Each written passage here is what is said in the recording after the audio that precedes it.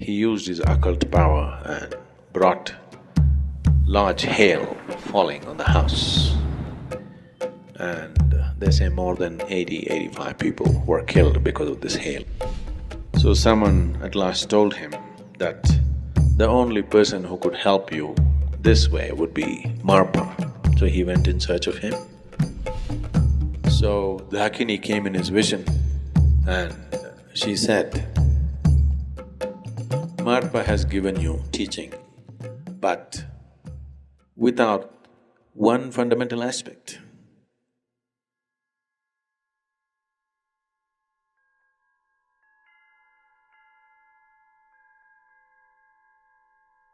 Tibet as a culture, Tibet as a spiritual process. Some of the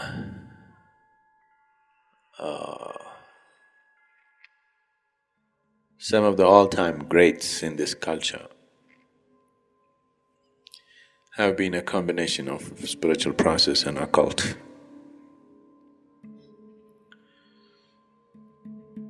I think in the Tibetan culture, Milarepa stands out. So when Milarepa was young, he lost his father.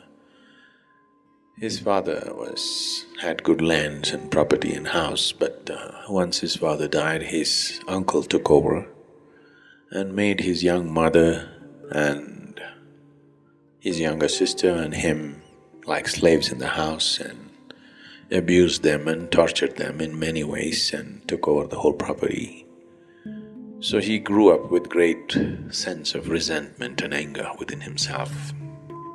And when he became a youth, an adolescent, he left the family and went away. He left his younger sister and mother and went away, and he wanted to take revenge on his uncle and aunt who had showered an unspeakable amount of humiliation and torture upon these people. So he went to learn occult, and he mastered certain occult processes. And when he came back, after many years, both his mother and younger sister were dead. So he became even more angry. And he waited for an opportune moment when the uncle's son's wedding is to happen, and his uncle invited all his friends. And that day, he used his occult power and brought large hail falling on the house. And they say more than 85 people were killed because of this hail, including his uncle and aunt. The whole place was heaped with hail. And he felt very happy and justified for what he had done. But after some time, this started bothering him. If any human being is sensitive, the moment he misuses something, it'll bother him from within. You have to be in a certain level of grossness to continue that process, otherwise you cannot. Because the very nature of how this life is made, if there is a misuse at a very fundamental level, it is not conscience. I'm not talking about social conscience, I'm not talking about morality. Something much deeper will get disturbed. So similarly, for Milarepa, having done this, something deep inside him got disturbed. So he decided that he has to absolve himself of all this. He thought he has misused life in a very fundamental way. Whatever the justification, he has misused the fundamental process of life, so he wanted to seek the spiritual process. He wanted something with which in this life he will be freed. So he went in search of masters and he went to many people, and all of them were sincere enough to admit that they did not know how to attain realization in this life. They said, we can teach you something which will evolve you. Practice compassion, practice kindness, practice love. Slowly you will evolve from lifetime to lifetime. He was not satisfied with those things, and still a certain level of anger was still burning within him. A certain regret, certain resentment, certain mixture of anger, a whole cocktail was going within him. So someone at last told him that the only person who could help you this way would be Marpa. So he went in search of him. When he approached the town in which Marpa lived, he met a bunch of children and he asked them. Marpa was known as the translator because he was titled as a translator because he was the one who translated all the great Tantric Indian texts into Tibetan language. So he was always known and revered as the translator because he brought that knowledge here. His credentials were 3 times he had traveled to India and met certain masters and gotten teachings from them, methods from them, and the texts from them, and he had translated that to local languages. So when he asked, "Where is Marpa the translator?" one child said, "I know where he is," and he took him to the field where Marpa was ploughing the field. So when he took him there, Marpa looked at him and left the plough in the field and gave him a gourd of beer, locally brewed beer. Said, "Drink this and then plough the land." So Milarepa drank that and ploughed. Marpa left and the child stood there. After he completed the ploughing, he didn't know what to do. He stood there. Then the child came and said, "It's time for you to come." The child took him home and then he realized this child was Marpa's own son. Then Marpa put him through all kinds of physical activity. Milarepa bowed down to him and asked him, "I want Dhamma from you, that kind of Dhamma." Dhamma means a method or a process which will make me realize and become liberated in this life. I don't want to go to the next one. And also, please be kind enough to give me food and shelter. So Marpa said, "You choose. If you want, I'll give you food and shelter. Choose Dhamma elsewhere. Look for Dhamma elsewhere. Or I'll give you Dhamma. You get your food and shelter somewhere else. This is the choice." So Milarepa said, "Okay, I want your Dhamma, I'll get my own food and shelter." So he went out begging. This is a very spirited man, whatever he does, he little overdoes. So he went out begging and he went far. And he gathered sacks of wheat. He's gathering enough for the whole year so that he can sit here and learn his Dhamma. So he collected a lot, then he sold some of the wheat and bought a copper pot with 4 handles on the side, that's a traditional kind of vessel, to cook his own food. Then this heavy load, very heavy load he carried and walked a long distance back, came into Marpa's house and dropped it with one big boom. Marpa was having his lunch. Halfway through the lunch, he left his lunch, came out and said, "It looks like you're very angry. Just now, with your wheat and this vessel, you shook the whole house. It looks like you're out to destroy this house also as you destroyed your uncle's house. Just leave. Enough." Then Milarepa begged, "Please, you asked me to get my food, I got it. It was too heavy, I dropped it." So Marpa said, "Nothing doing, you're out. Because you didn't keep the sack right. You threw it down. You're not fit. So you stay out, do chores, plough my field, clean my house, do whatever." For years he did this. So periodically other students came and they were initiated into many things, but Milarepa got not a single initiation, not a single teaching. He did all the hard work. More than 8 years he worked without a single teaching or initiation.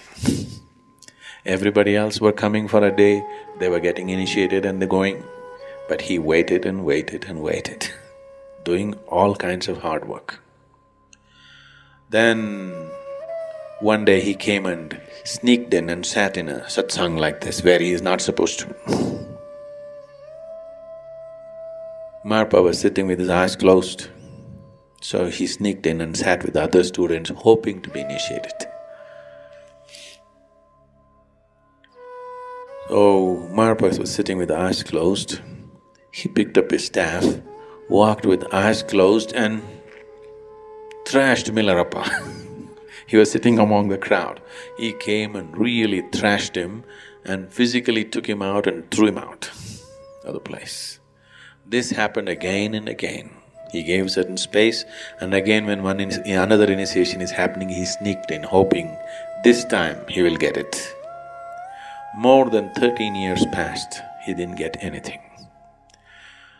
Then one day he pleaded with Marpa's wife, who was taking sympathy with him, who was like his mother, and he begged her, please tell him to give me something. Just one teaching, one little meditation. I know nothing, I'm sitting here for so many years. So she used her good offices with her husband. Then okay, Marpa said, first let him build a house for my son. Single-handedly, he must build a house. I want a three-cornered house. So he built a three-cornered house, it took 2 years. Then he looked at it and said, three-cornered house is not suitable for my son, build a four-cornered house. He built a four-cornered house. Then he said, that's not good, build a five-cornered house. Like this years passed. He worked single-handedly, building these buildings all over the place. Then he said, that is okay, but I need a 60-foot high tower for my son's house. So he built 60-foot high towers, 4 towers at 4 corners of the house. By then he was aging. Then one day he went and crawled at the mother's feet and asked, please do something, my life is passing away. I have not even been given a single teaching. What is this? I know I have done horrible things in the past, I have misused occult and things, but haven't I done enough?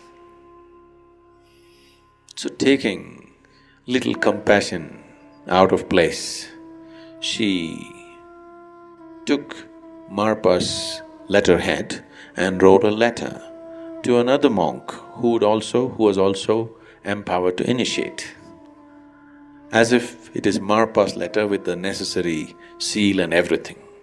So it gave to Milarepa, and Milarepa went to that monk and got initiated. But then nothing happened. Then that monk was shocked. When I initiate, something should happen, nothing is happening, what to do? Then Marpa came to know and he called him and got the monk also decertified. Then in utmost remorse, Milarepa was about to commit suicide. Then Marpa called him and then he said, okay, sit down.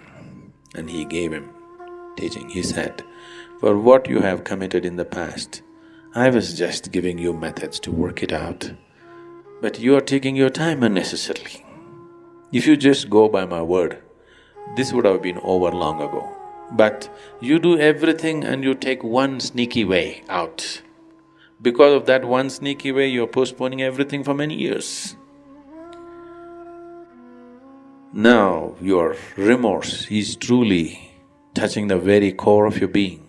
You're willing to die for it. Now you're ready. And he initiated him, and on the very third day, Milarepa had a vision of Dakini. You heard of Dakini? In the Tantric technology of doing things, for every chakra they created one goddess, a female form, which has been consecrated and made alive, which can be called forth to do things. Nobody does anything significant without the help of these forces. So Dakini came in his vision and she said, Marpa has given you teaching, but without one fundamental aspect, which he himself does not know. You seek it from him. Ask him if he knows. Then Milarepa went to where Marpa was. Marpa looked at him and said, "Why are you here?"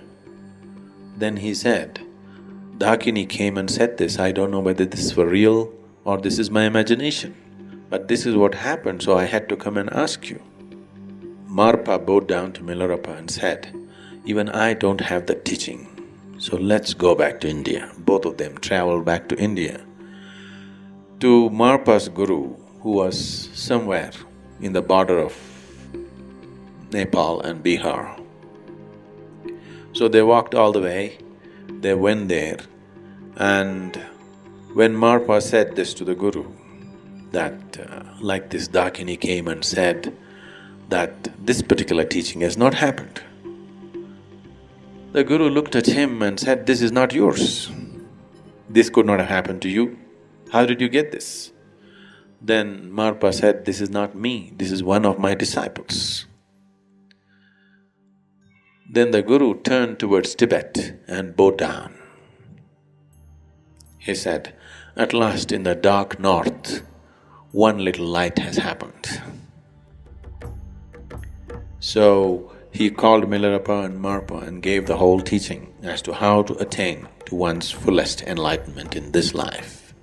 And they came back, and Marpa, who started as a guru, became like a disciple to Milarepa. Milarepa became a shining light in the Tibetan culture.